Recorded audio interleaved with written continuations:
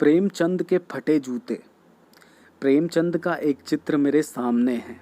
पत्नी के साथ फोटो खिंचा रहे हैं। सिर पर किसी मोटे कपड़े की टोपी, कुर्ता और धोती पहने हैं। कनपटी चिपकी है, गालों की हड्डियां उभर आई हैं, पर घनी मूछें चेहरे को भरभरा बतलाती हैं। पाँवों में कैनवस के जूते हैं जिनके बंद बेतरतीब बंधे हैं। लापरवाही से उपयोग करने वाले बंद के सिरों पर ही लोहे की पतरी निकल जाती है और छेदों में बंद डालने से पहले परेशानी होती है। तब बंद कैसे भी कस लिए जाते हैं। दाहिने पाँव का जूता ठीक है, मगर बाएं जूते में बड़ा छेद हो गया है जिसमें से उंगली बाहर निकल रही है। मेरी दृष्टि इस जूते पर अटक गई है। सोचता हूँ फ़ोटो खिंचाने की अगर यह पोशाक है तो पहनने की कैसी होगी। नहीं, इस आदमी की अलग अलग पोशाकें नहीं होगी। इसमें पोशाकें बदलने का गुण नहीं है। यह जैसा है वैसा ही फ़ोटो में खिंच जाता है। मैं चेहरे की तरफ देखता हूँ। क्या तुम्हें मालूम है, मेरे साहित्यिक पुरखे की तुम्हारा जूता फट गया है और उंगली बाहर दिख रही है। क्या तुम्हें इसका जरा भी एहसास नहीं है? ज़रा लज्जा, संकोच या झेप नहीं है? क्या तुम इतना भी नहीं जानते कि धोती को थोड़ा नीचे खींच लेने से उंगली ढक सकती है? मगर फिर भी तुम्हारे चेहरे पर बड़ी लापरवाही, बड़ा विश्वास है। फोटोग्राफर ने जब रेडी प्लीज़ कहा होगा तब परंपरा के अनुसार तुमने मुस्कान लाने की कोशिश की होगी।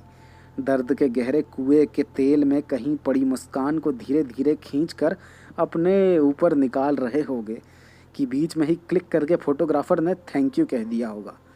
विचित्र है, पर अधूरी मुस्कान, यह अधूरी मुस्कान, यह मुस्कान नहीं है। इसमें उपहास है, व्यंग्य है।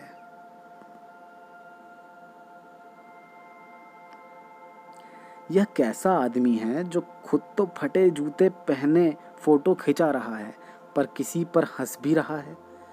फोटो ही खिंचाना था तो ठीक जूते पहन लेते या ना खिंचाते।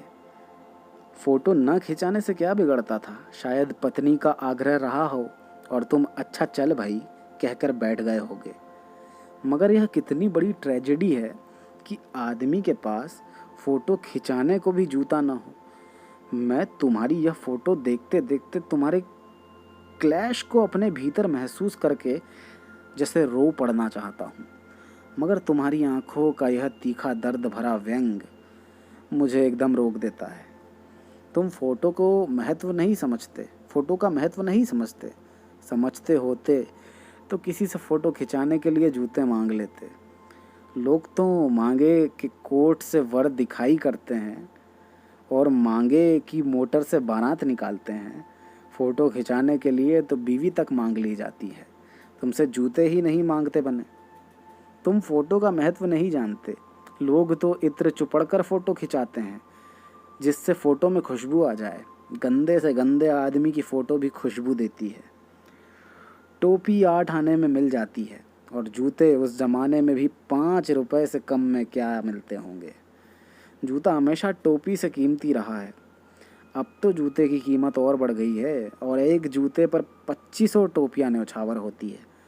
तुम भी जूते और टोपी के आनुपातिक मूल्य के मारे हुए थे। यह विडंबना मुझे इतनी तीव्रता से पहले कभी नहीं चुभी जितनी आज चुभ रही है, जब मैं तुम्हारा फटा जूता देख रहा हूँ। तुम महान कथाकार, उपन्यास सम्राट, युग प्रवर्तक, जाने क्या क्या कहलाते थे, मगर फ़ोटो में भी तुम्हारा जूता फटा हुआ है। मेरा जूता भी कोई अच्छा नहीं है। यूँ ऊपर से अच्छा दिखता है, उंगली बाहर नहीं निकलती, पर अंगूठे के नीचे तला फट गया है। अंगूठा ज़मीन से घिसता है और पैनी मिट्टी पर कभी रगड़ खाकर लहूलुहान भी हो जाता है। पूरा तला गिर जाएगा, पूरा पंजा छिल जाएगा, मगर उंगली बाहर नहीं दिखेगी। तुम्हारी उंगली दिखती है पर पाँव सुरक्षित है।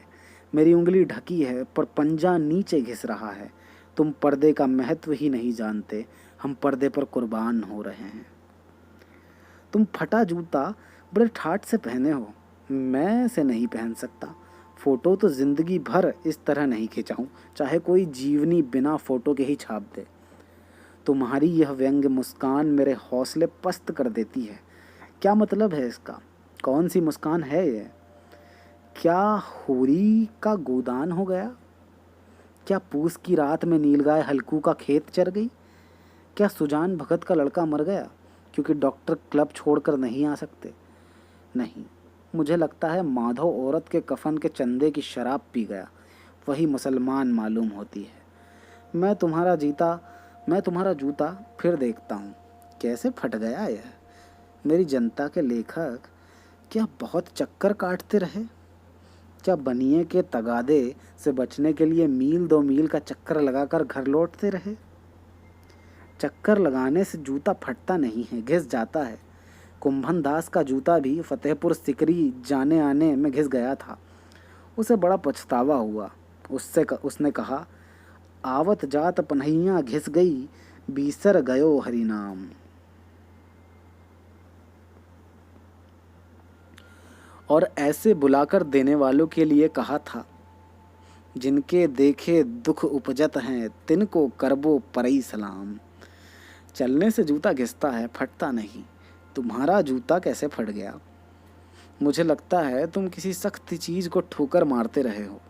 कोई चीज़ जो परत पर परत सदियों से जम गई है, उसे शायद तुमने ठोकर मार मार कर अपना जूता फाड़ लिया। कोई टीला जो रास्ते पर खड़ा हो गया था, उस पर तुमने अपना जूता आजमाया। तुम उसे बचाकर उसके बगल से भी तो निकल सकते थे। टीलों से समझौता भी तो हो जाता है। सभी नदियाँ पहाड़ थोड़े ही फोड़ती है, कोई रास्ता बदल कर घूम कर भी तो चली जाती है। तुम समझौता कर नहीं सके। क्या तुम्हारी भी वही कमजोरी थी जो होरी को ले डूबी? वही नेम धर्म वाली कमजोरी, नेम धर्म जिसकी उसकी भी जंजीर थी। मगर तुम जिस तरह मुस्कुरा रहे हो, उससे लगता है कि शायद नेम धर्म तुम्हारा बंधन नहीं था, तुम्हारी मुक्ति थी। तुम्हारी यह पाँव की उंगली मुझे संकेत करती सी लगती है, जिसे तुम घृणित समझते हो। उसकी तरफ हाथ की नहीं, पाँव की उंगली से इशारा करते हो। तुम क्या उसकी तरफ इशारा कर रहे हो जिसे ठोकर मारते मारते तुमने जूता फाड़ लिया? मैं समझता हूँ, तुम्हारी उंगली का इशारा भी समझता हूँ और यह व्यंग मुस्कान भी समझता हूँ। तुम मुझ पर या हम सभी पर हंस रहे हो, उन पर जो उंगली छिपाए और तलुआ घिसाए चल रहे हैं, उन पर जो टीले को बरकरार बाजू से निकल रहे हैं। तुम कह रहे हो, मैंने तो ठोकर मार मार कर जूता फाड़ लिया। उंगली बाहर निकल आई, पर पाँव बच रहा और मैं चलता रहा। मगर तुम उंगली को ढकने की चिंता में तलुए का नाश कर रहे हो। तुम चलोगे कैसे?